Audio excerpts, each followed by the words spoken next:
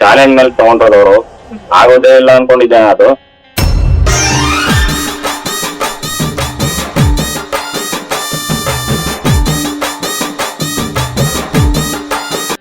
ಅದ್ರದೊಂದು ಹಣ ಕಟ್ಟಿ ಅಮ್ಮನವ್ರಿಗೆ ಒಂದು ಕೋಳಿ ಊಟ ಉಪಚಾರ ಮತ್ತೊಂದು ಏನ್ ಸಂಪ್ರದಾಯದಂತ ಏನಿಂತ ಮಾಡಿ ಒಂದ್ ಬೀಗ ಹಾಕೊಳ್ಳಿ ಅವ್ರದ್ದೇನ್ ಕೆಲಸ ಇರ್ಬೋದಾ. ಅವು ಜಿಗಿಗಳದ್ದು ಯಾವ್ದು ಒಂದೂ ಆಗಿರ್ಲಿಲ್ಲ. ಅದು ಇಲ್ಲಿ ಬಂದಾದ್ಮೇಲೆ ಒಂದೊಂದೇ ಕೈಗೆ ಬರ್ತಾ ಇದೆ.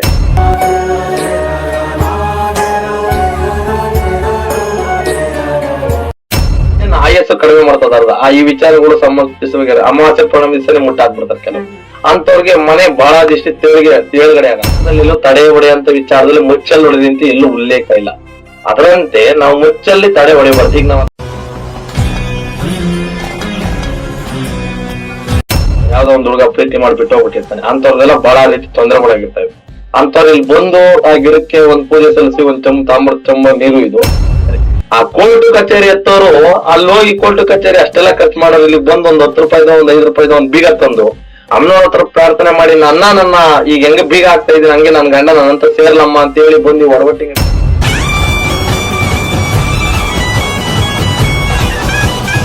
ಗಂಡ ಹೆಂಡ್ರ ವಿಚಾರ ಸಂಬಂಧಪಟ್ಟಂತೆ ಆ ವಿಚಾರದಲ್ಲಿ ಸಂಸಾರದಲ್ಲಿ ದೂರ ಹೆಚ್ಚು, ಆಮೇಲೆ ಈ ಭೂಮಿ ವಿಚಾರಕ್ಕೆ ಸಂಬಂಧಪಟ್ಟಂತೆ ತೊಂದರೆಗಳು ಬಗೆಹರಿ. ಇಲ್ಲಿ ತಡೆ ವಿಶೇಷತೆ ಏನಾದ್ರೆ ಚೌಡಿ ಅಂದ್ರೆ ಒಡವಟ್ಟಿಂಗ್ ಹಿಡಿದ ವಿಶೇಷತೆಯಿಂದ ತಡೆ ಅದನ್ನೆಲ್ಲ ಇದ್ರೆ ಸಾಕು, ಬಹಳಷ್ಟು ಒಳ್ಳೆ.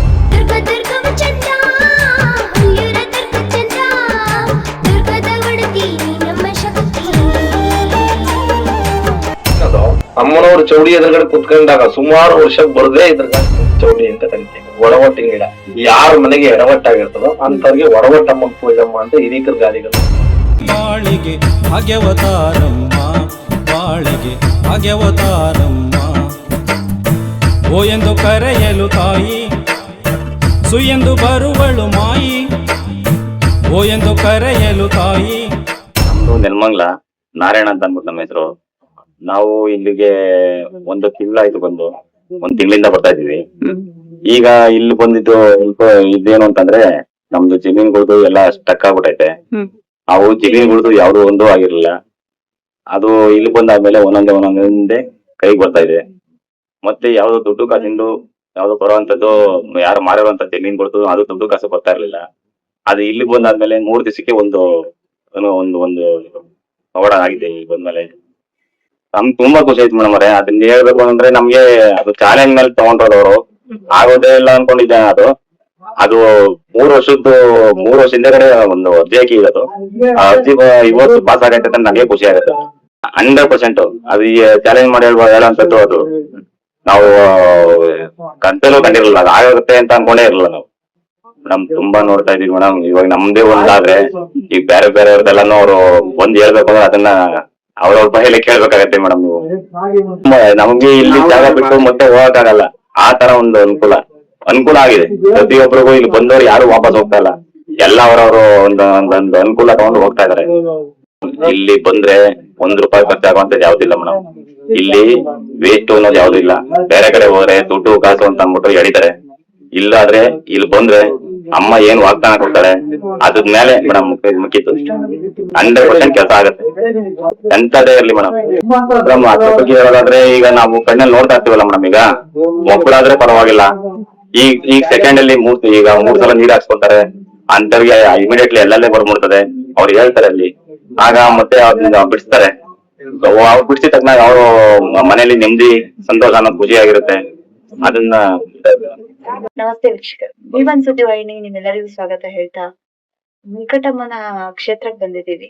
ಇವತ್ತು ಮುಖ್ಯವಾಗಿ ಇಲ್ಲಿ ಗಾಡಿ ನಡೆಯುತ್ತೆ. ಅಂದ್ರೆ ಚೌಡಮ್ಮನ ದೇವಸ್ಥಾನದಲ್ಲಿ ಅಂದ್ರೆ ಇಲ್ಲಿ ಸಪರೇಟ್ ಆಗಿ ಮಾಡುವಂತದ್ದು ಅಮಾವಾಸ್ಯೆ ಹುಣ್ಣಿಮೆ ಟೈಮಲ್ಲಿ ತಡೆ ಪೂಜೆ ನಡೆಯುತ್ತೆ. ಅದು ಯಾವ ತರ ನಡೆಯುತ್ತೆ, ಚೌಡಮ್ಮಗೆ ಯಾವ ತರ ಪೂಜೆ ವಿಧಾನದಲ್ಲಿ ನಡ್ಸ್ಕೊಡ್ತಾರೆ ಗುರುಗಳು ಅಂತ ಕೇಳೋಣ.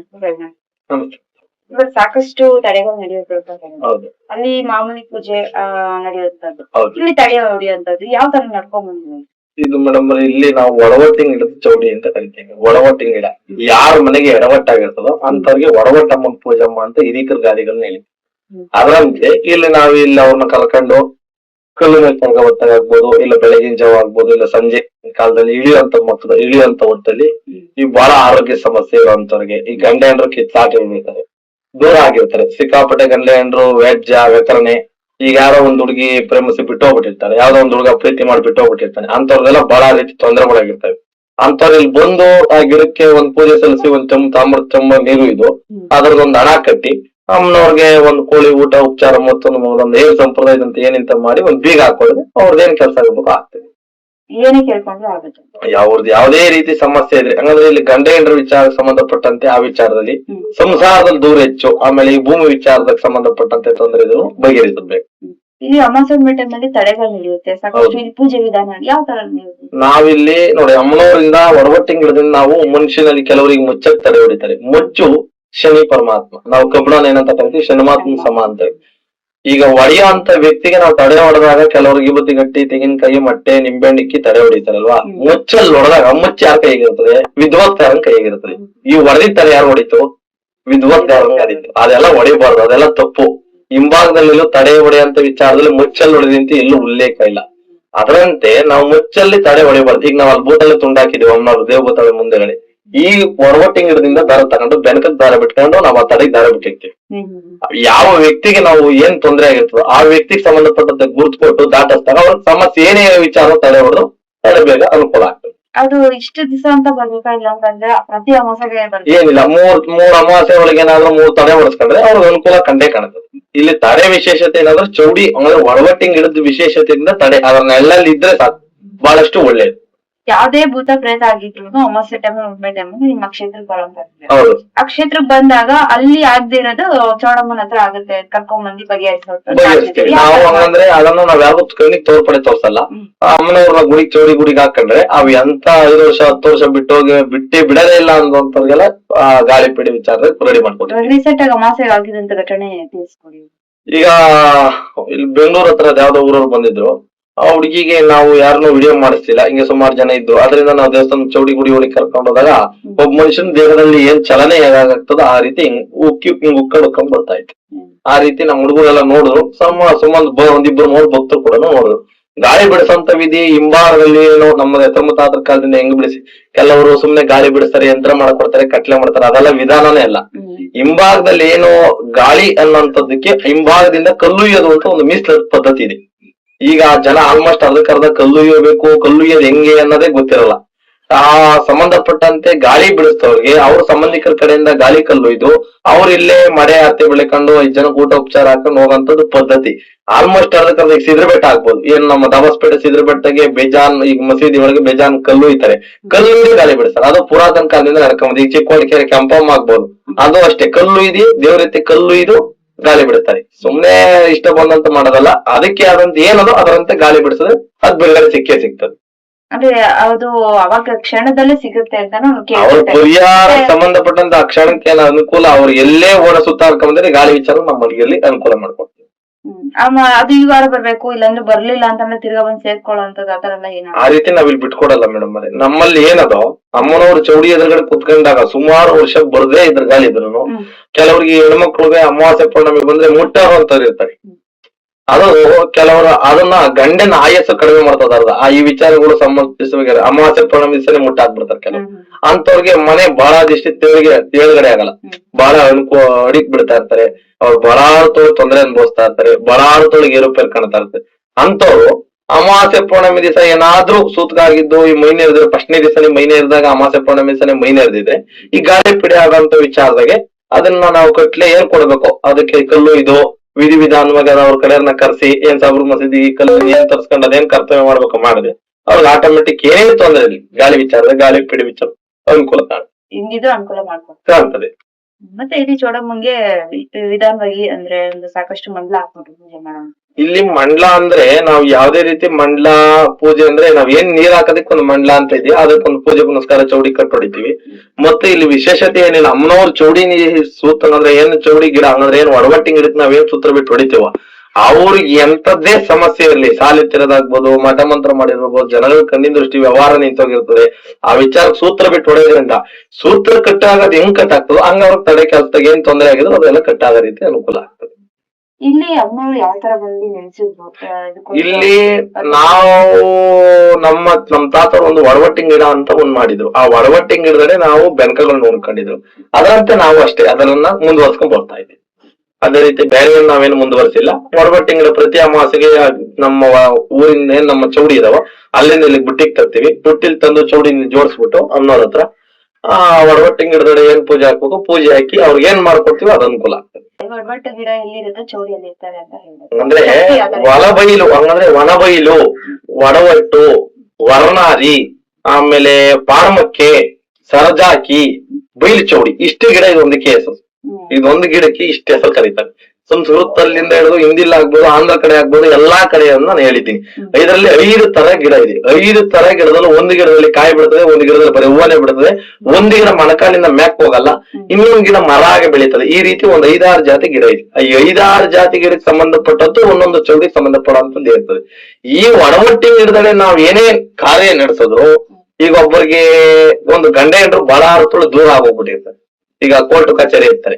ಆ ಕೋರ್ಟ್ ಕಚೇರಿ ಎತ್ತೋರು ಅಲ್ಲಿ ಹೋಗಿ ಕೋರ್ಟ್ ಕಚೇರಿ ಅಷ್ಟೆಲ್ಲ ಖರ್ಚು ಮಾಡೋರು ಇಲ್ಲಿ ಬಂದು ಒಂದು 10 ರೂಪಾಯಿದ ಒಂದು 5 ರೂಪಾಯಿದ ಒಂದು ಬೀಗ ತಂದು ಅಮ್ಮನವ್ರ ಹತ್ರ ಪ್ರಾರ್ಥನೆ ಮಾಡಿ ನನ್ನ ಈಗ ಹೆಂಗ ಬೀಗ ಆಗ್ತಾ ಇದೀನಿ ಹಂಗೆ ನನ್ ಗಂಡ ನನ್ನಂತ ಸೇರ್ಲಮ್ಮ ಅಂತ ಹೇಳಿ ಬಂದು ಒಡವಟ್ಟಿಂಗ್ ಹಿಡಿದ್ನ ಈಗ ನಾವು ಅಲ್ಲಿ ಹಾಕಿದ್ವಿ. ಈಗೆಲ್ಲ ನಾವು ಫೋಟೋಗಳು ಕಟ್ಸಿದೀವಿ, ಬೀಗ ಹಾಕ್ಸಿದೀವಿ, ಅಲ್ಲಿ ಹಿಂಭಾಗದಲ್ಲೂ ಹಾಕಿದೀವಿ, ಅಲ್ಲೆಲ್ಲ ನೋಡಿ ಬೇಜಾನ್ ಹಾಕಿದಾರೆ, ಇಲ್ಲೆಲ್ಲ ಹಾಕಿದ್ದಾರೆ. ಅದರಂತೆ ನಾವೀಗ ಏನ್ ಹಾಕಿದ್ರೆ ಆ ಬೀಗ ಹಾಕ್ತಿದ್ದಂಗ ಅವ್ರಿಗೆ ಬಹಳಷ್ಟು ಅವ್ರ ಗಂಡ ಹೋಗಿರ್ಲಿ ಹೆಂಡ್ರು ಹೋಗಿರ್ಲಿ ದುಡ್ಡು ಸೇರ್ಕಂತಾರ ಅವ್ರಂತೆ. ಇಲ್ಲಿ ಇನ್ನೊಂದು ಏನಂದ್ರೆ ಇಲ್ಲಿ ಬಂದು ಹಣಕಾಸಿನ ಸಮಸ್ಯೆ ಏನಾದ್ರು ಇತ್ತು ಅಂದ್ರೆ ತುಂಬಾ ಕಾಡ್ತಾ ಇರ್ತೇವೆ. ಎಷ್ಟೇ ದುಡ್ಡು ಇರ್ತಿರಲ್ಲ, ತುಂಬಾನೇ ಅದು ಹೋಗ್ತಾ ಇರುತ್ತೆ ಹಂಗೆ ಇವಾಗ. ಅಂತವ್ರು ನಾವಿಲ್ಲಿ ಒಂದು ಅಮ್ಮನವ್ರ ಹತ್ರ ಇಲ್ಲಿ ಏನ್ ಒಡಬೈಲಿಗೆ ಹಣ ಏನ್ ಕಟ್ಸಿರ್ತೇವೆ ಅದ್ರ ಚಿಲ್ಲರೆ ಕಾಸನ್ನ ತಾಮ್ರದ ಕಾಯಿಗಳನ್ನ ಮಾಡಿ ಇಟ್ಕೊಂಡಿರ್ತೀವಿ. ಅದಕ್ಕೆ ಒಂದು ವಿಧಾನ ಇದೆ. ಅದ್ರಲ್ಲಿ ಏನಿಲ್ಲ, ಮಹತ್ವಕಾರವೇನಿಲ್ಲ. ಏನು ಸತ್ತವರು ದೇವ್ರ ಸಮಾನ ಆಟ ಬಂದ್ರೆ ಒಳ್ಳೆಯರು ಅಂತ ಹೇಳ್ತಾರೆ, ಯಾಕಂದ್ರೆ ಹಿರಿಕರು ಹೇಳ್ತಾರೆ. ಅದರಂತೆ ಭಾನುವಾರ ದಿವಸ ಯಾರಾದ್ರೂ ಅಂದ್ರೆ ಅಷ್ಟು ಮಾತ್ರ ಶರಣ ತೀರೋದ್ರು ಅಂತ ಈ ಕಲ್ಲಪುರಲ್ಲಿ ಕಾಸು ಹಚ್ತಾರಲ್ಲ, ಆ ಚಿಲ್ಲರೆ ಕಾಸನ್ನ ನಾವ್ ಆಯ್ಕೊಂಡ್ ಇಡ್ಸ್ಕೊಂಡಿರ್ತೀವಿ. ಅವಾಗ ನನಗಿಟ್ಟದೆ ಗೊತ್ತಿವಿ.